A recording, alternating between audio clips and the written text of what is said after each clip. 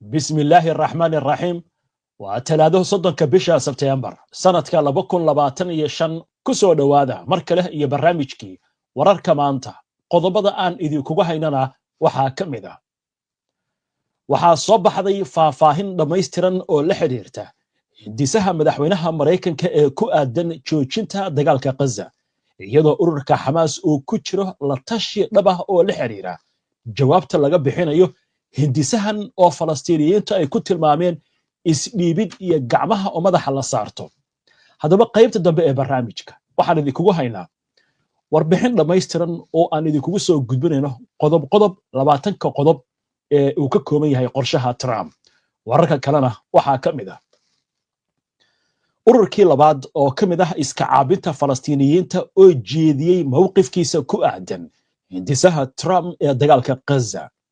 inkastoo nabad iyo xabad joojin laga hadlayo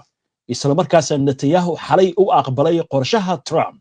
Israa'iil waxay halkeeda ka sii wadaa duqeynta iyo weerarada ay ku hayso Falastiiniyiinta maanta oo kaliya dad ku dhow 30 qof ayaa lagu soo waramayaa in la dilay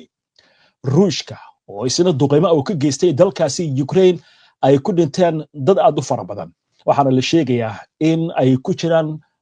dad isku qoys ah qasaara balaaran ayaa waxa lagu soo waramayaa inuu ka jiro ama uu ka dhashay duqeymahaasi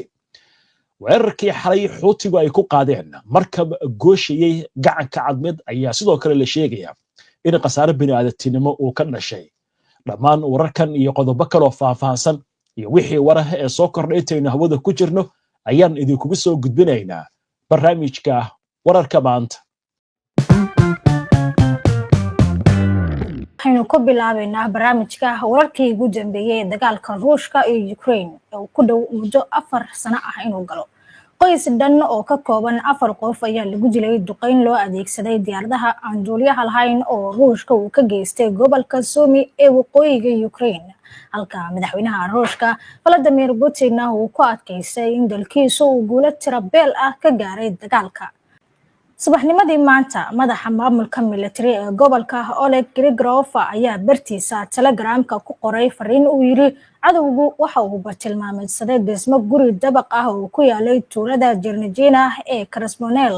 isagoona isticmaalay diyaarado aan duuliye lahayn duqeymihii kale ee ugu dambeeyay ee saacadihii la soo dhaafay dhacay 4 qof oo kale ayaa lagu soo waramayaa in la dilay halka 10 kalena lagu dhaawacay weeraradan Ruushka uu ku hayo dalka Ukraine iyadoo la adeegsaday boqolaal gantaalo iyo diyaaradaha aan duuliyaha lahayn ee ismiidaamiya Ruushku wuxuu weeraradani ku bilaabay gobolka Sumy kadib markii ciidamada Ukraine bishii Abriil ay ka saareen gobolka Kursk ee Ruushka qayb yar oo ka mid ah Kiev ayaa waxa lagu soo waramayaa in inta badan ay gacanta ku haysay tan iyo xagaagii 2024 madaxweyne Vladimir Putin ayaa sheegay in ciidamada Ruushku ay ku guuleysanayaan waxa ugu yeeray dagaal cadaalad ah oo Ukraine lagula jiro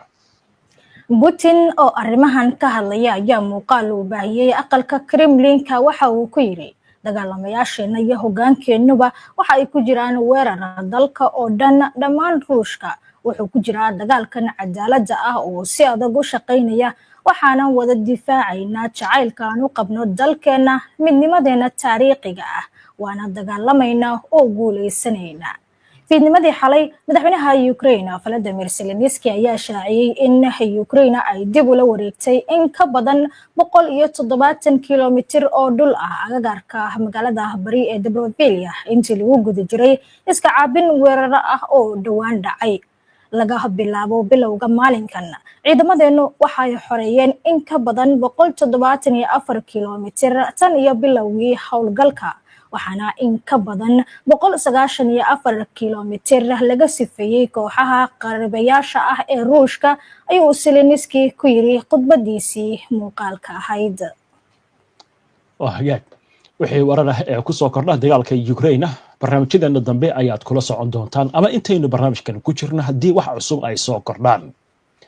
wararkayagii ugu dambeeyay waxaad kula socoteen markab gooshaya gacanka cadmeed in weerar lagu qaaday waxaana la aaminsan yahay xuutigu in weerarkaasi ay ka dambeeyeen haddaba waxaa soo baxaysa faahfaahin la xiriirta qasaaraha ka dhashay duqeynta markabka lala eegtay laba shaqaale oo badmaaxiin ah ayaa lagu soo warramayaa inay ku dhaawacmeen weerarkan gantaal oo la aaminsan yahay Xuutigu in ay ku qaadeen markabka lagu magacaabo Minar Vakhraqt kaas oo ku gooshayay calanka dalka Holland waxaana uu marayay gacanka cadmeeda sida uu sheegay milkiilaha markabka iyadoo shaqaalihii kalena la sheegayo in laga daadguriyay markabka oo gubanaya isla markaasna lagu qaaday helicopter shirkadda Isbilthof ayaa sheegtay in weerarkan uu waxyeello weyn u geystay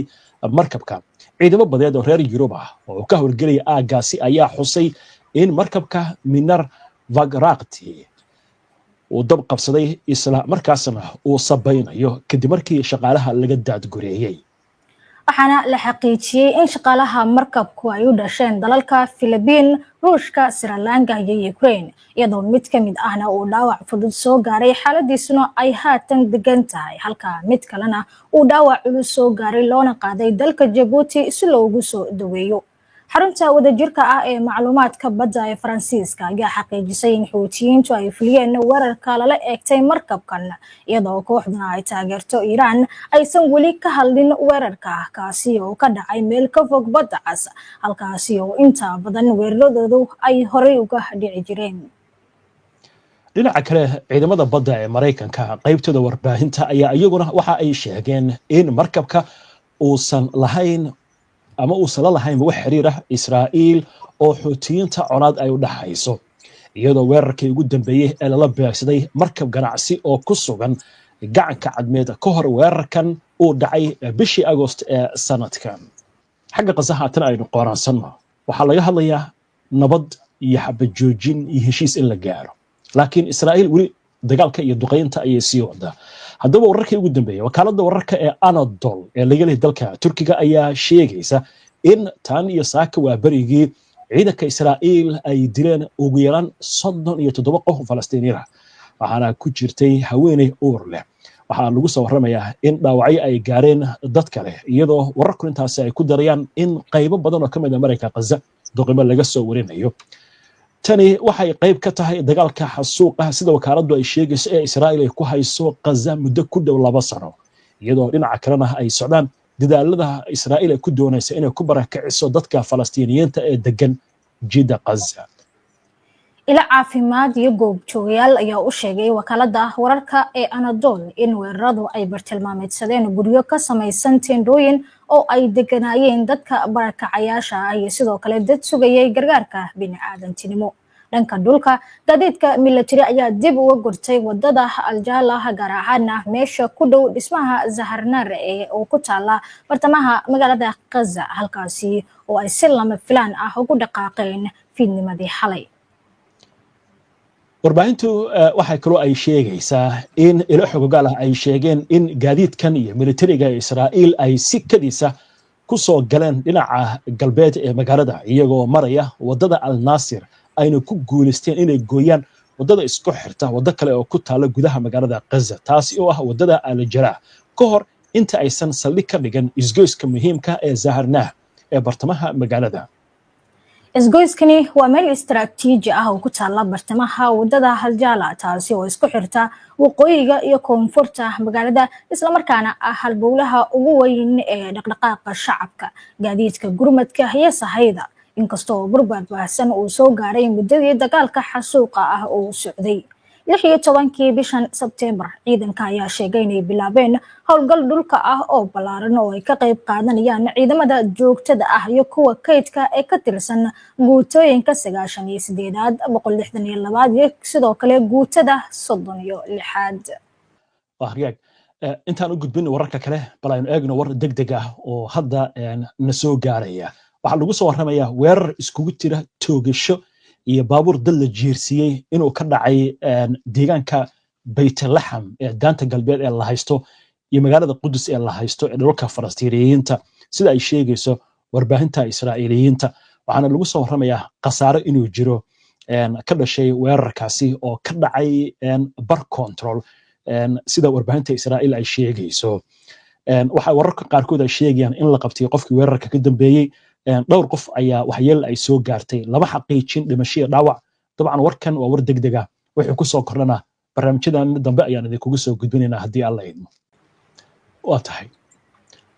هذا waxaa laga warsugayaa Xamaas adduunyada oo idilna waxay dhigta u taagaysaa jawaabta Xamaas ay ka bixin doonto intisaha madaxweynaha Mareykanka Donald Trump uu soo gudbiyay ee la xiriira joojinta dagaalka Gaza laakiin waxaa soo baxaya jawaabo ka imaanaya ururada iska cabita qaarkood xalay waxaan idin soo gudbinay Saraya al-Qudus jihaadul islaami ururka ay hoos tagto in uu soo saaray in arrintan ay tahay wax Mareykanku uu ku doonayo Israa'iil inuu diblomaasiyad iyo wada hadal ku siiyo wax dagaalka ay ku weyday hadaba mas'uul sare oo lagu magacaabo Abu Ali Hassan oo ka tirsan jabhadda al-shacbiyah ee xoreynta Falastiin ayaa u sheegay wakaaladaha wararka in qorshaha Trump uu yahay qorshe dagaalka lagu sii dheeraynayo laakiin aan lagu soo afjarayn jabhadda al-shacbiyah waa mid kamid ah ururada yaryar ee ku sugan Mareykanka Gaza waxaana la sheegayaa in inta badan ay la shaqeyso Xamaas Hassan waxay taasi uu ku daray inay tahay isku day quusaha oo Gaza looga jarayo dhulka Falastiiniyiinta intiisa kale isla wararkan ila walaad Falastiini ah oo ku dhow Xamaas ayaa sheegay in kooxdu ay dib u eegayso soo jeedinta ka timid madaxweynaha Mareykanka Donald Trump ee ku saabsan joojinta dagaalka Gaza Xamaas waxay bilowday wada tashi taxane ah oo dhex maraya hoggaankeeda siyaasadeed iyo midka ciidan gudaha Falastiin iyo dibadda ayuu ilo xog ogaal ah u sheegay wakaalada wararka AFP isagoo codsaday inaan la magacaabin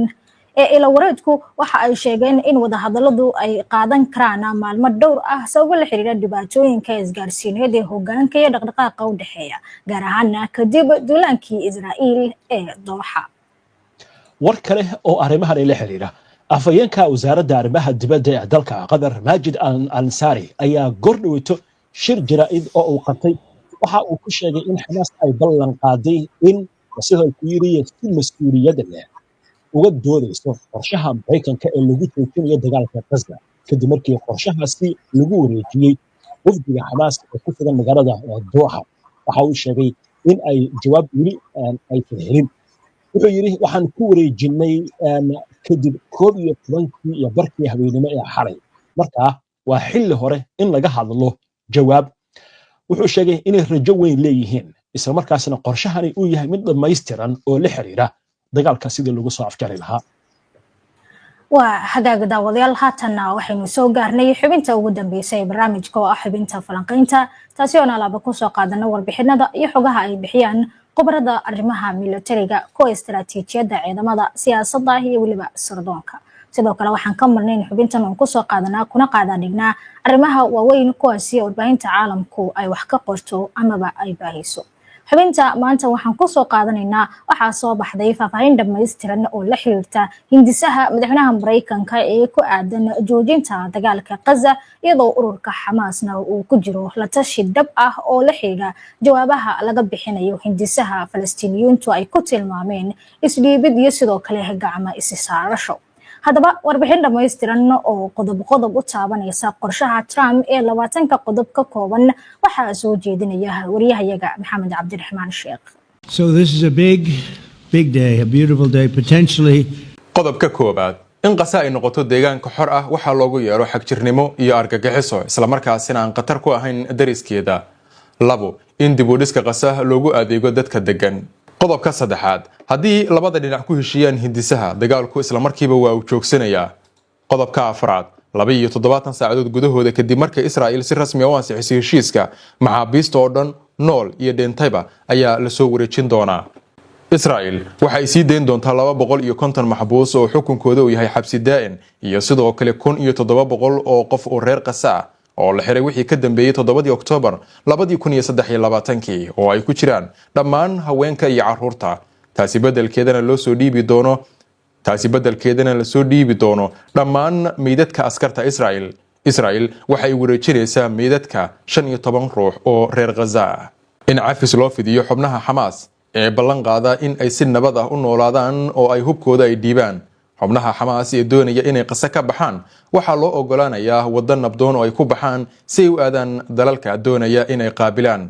toddobo in gargaar buuxa isla markiiba Gaza la gaarsiiyo gargaarkani waxaa ka mid ah dib u dhiska kaabayaal dhaqaale isbitaallo iyo furnooyinka rootiga iyo keenista qalab lagu nadiifiyo burburka lana furo wadooyinka.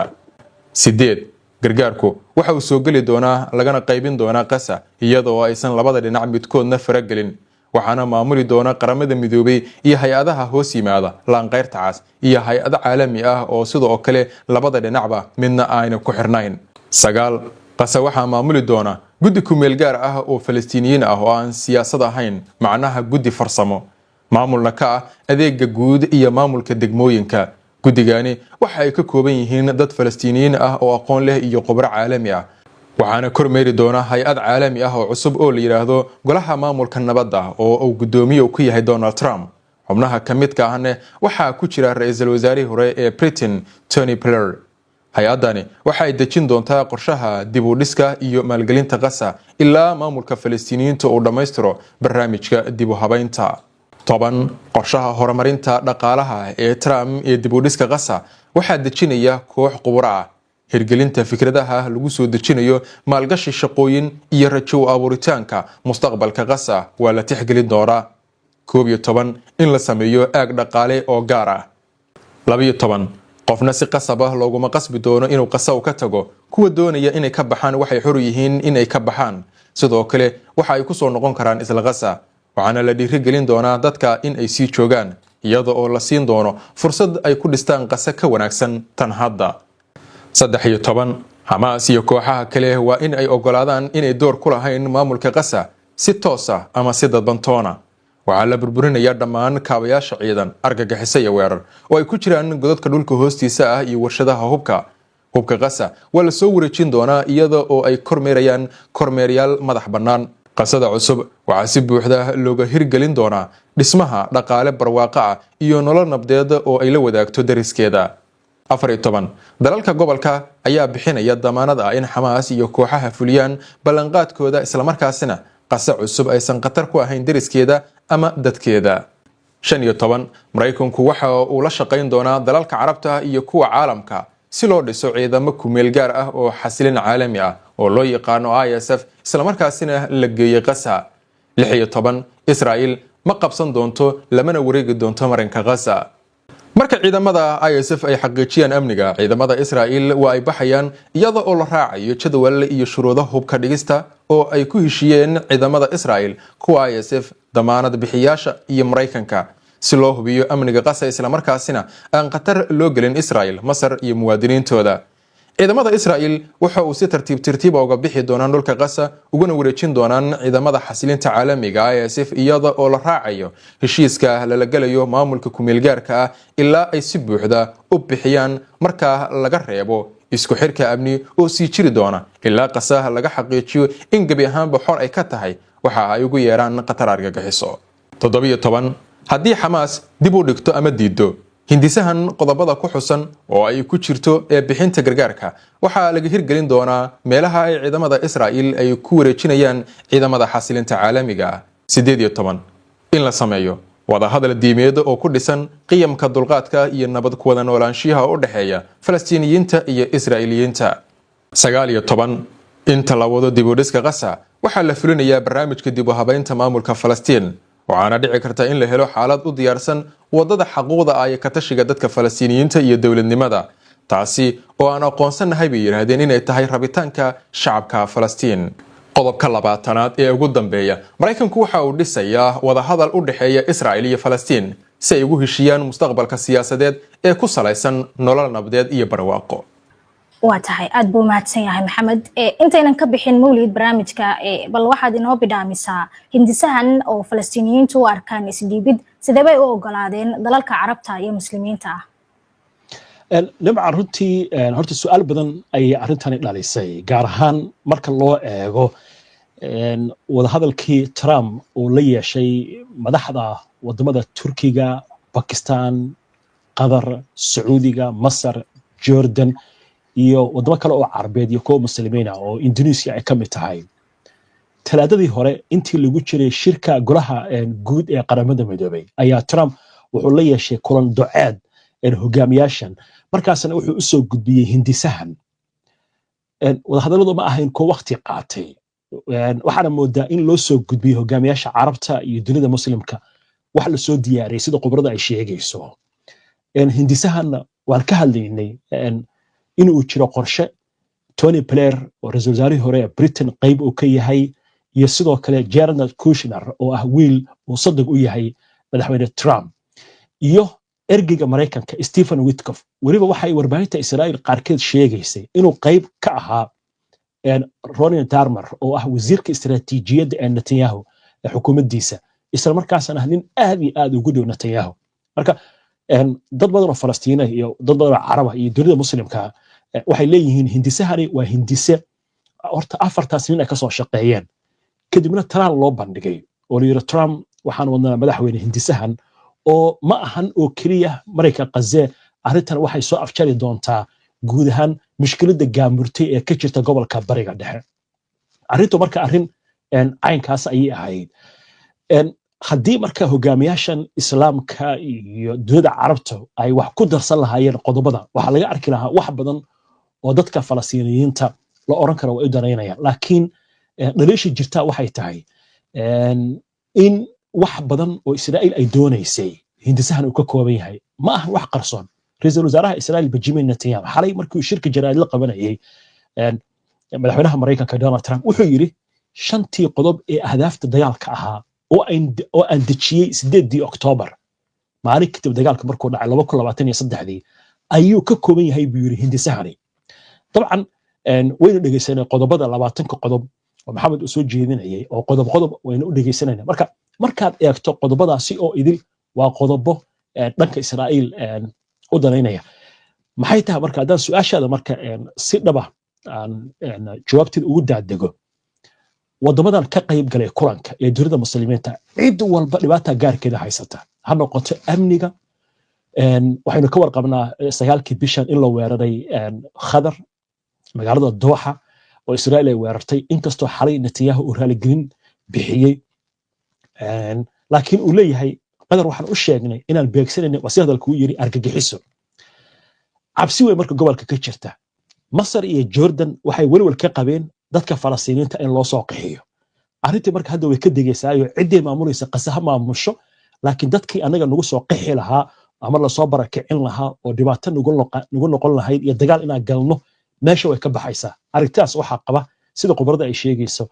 Masaarida iyo Jordan oo kale Sacuudiga iyo wadamada Khaliijka oo Qatar ay ka mid tahay cabsi iyo walwal bay qabeen oo dagaalkan hadii uu sii socdo halis waxay ugu jireen ama Israa'iil inay weerarto ama dagaalku uu soo gaaro ama dadku ay kacaan waa qodob Turkiga markaan eegno laftigiisa culays baa ka saaran gudaha madaxweyne Erdogan mucaaradkii baa kacsan hogaamiyihii mucaaradka la xiray Ekrem Imamoglu wuxuu ka doonayaa Mareykanka diyaaradaha F-35 iyo xitaa dayactirka diyaaradaha F-16 waxaynu maqlaynay shirka jaraa'id Erdogan ay wada qabteen Trump inuu yiri waxaan ka doonaynaa hadii uu rabo diyaaradaha inaan siino Erdogan inuu joojiyo shidaalka uu ka iibsanayo Ruushka Pakistan markaad eegto culays baa saaran oo dagaalkii Hindiya iyo Pakistan culays baa halkaas ka saaran dagaalkan Iran laftigeeda saameyn buu ku yeelan karaa dad badan baa laga soo saaray wadanka Iran oo dhinaca Pakistan aaday Afghanistan iyo Pakistan iskuma fiicna gaar ahaan Taliban Mareykanka waxa laga yaabaa inuu weerar ku qaado Bagram saldhigga Mareykanka u aado marka waxa moodaa wadamadii dhammaan muslimiinta oo ka qayb galay shirka in cid kasta dhibaato haysatay oo aysan ka hor imaan karin Trump arrinta kale muhiimka maxay tahay dhowr bilood ka hor madaxweynaha Mareykanka wuxuu soo rogay waxa la yiraahdo canshuuraha Indonesia oo kale qobrada waxay leeyihiin si toos ah loogu hanjabay oo waxa la yiraahdo hadii aad ka hor timaadaan qorshaheena dhaqaalihiina dhulka gelinayna waa tan Indonesia oo gal 20,000 oo ciidan inay keento Mareykanka Gaza marka arrinkan ku saabsan canshuuraha uu soo rogay Trump waxa la leeyahay waa arrin laftigeeda maal ah eragaas oo isticmaali karnaa oo lagu maalayo adduunka oo idil Shiinaha iyo Hindiya oo maysan jeexin waxay ku yiraahdeen waxa doonta samee Trump oo way sameeyeen laakiin dalalka islaamka iyo ama ha noqdo kuwa carabta iyo kuwa kale muslimiinta culays baa cid kasta saaran bay qobaradu leedahay marka arrintan waa arrin wax walba oo Trump uu doonayo aysan ka hor imaan karin laakiin maxay ku ficneed oo sida hadda qobaradu ay leedahay waliba xitaa reer galbeedka qaarkood iyo kuwa Mareykanka haddii la heshiinayo waa in qodob laga heshiiya arrinka ugu daran wuxuu yahay meesha ma taal arrintii ahayd dawlad Falastiin in la dhiso daanta galbeed laguma xusin bariga Qudus laguma xusin madaxweynaha Mareykanka waa ninkii u aqoonsaday bariga magaalada Qudus oo idil caasimadda Israa'iil marka waxa badan baa meesha ka maqan baa leeyahay tan ugu darana waxay tahay hogaamiyaha ninka hogaami doona maamulkan Trump baa ugu sarreyn doona Tony Blair baa ka hooseyn doona ma aqbali doona marka Falastiiniinta waa su'aasha la isweydiinay laakiin su'aashaada marka muhiimadeedu waxa weeye waxay ku soo biirshabanaysaa wadamada islaamka iyo kuwa carabtu dhibic kumaysa lahayn waxa la diyaariyay waa tahay waxaan filayaa in daawadayaashu ay fahmeen waxa uu yahay hindisahan waxa uu ka kooban yahay iyo sababta ka dambeysa in dalalka islaamka iyo carabtu ay ogolaadaan hindiso u janjeera dhanka Israa'iil waa hagaag daawadayaal guud ahaan waxaa intaas kusoo gabagabaynaynaa maanta barnaamijka wararka maanta oo halkan ay si wada jira idinkaga soo wada tabinayeen anagoo kala ah Waliid Xaaji Cabdihi Nimcati Macad si aad u hesho wararka barnaamijyada iyo macluumaadka aynu halkan kusoo gudbino haddii aad ku cusub tahay baraheena bulshada ee kala duwan amaba aadan hore ugu xirnayn hadda ku soo biir tan iyo intaynu dib ugu kulmi doono kulan midkan lacayna waxaan idinkaga tegaynaa sidaas iyo amaana Allah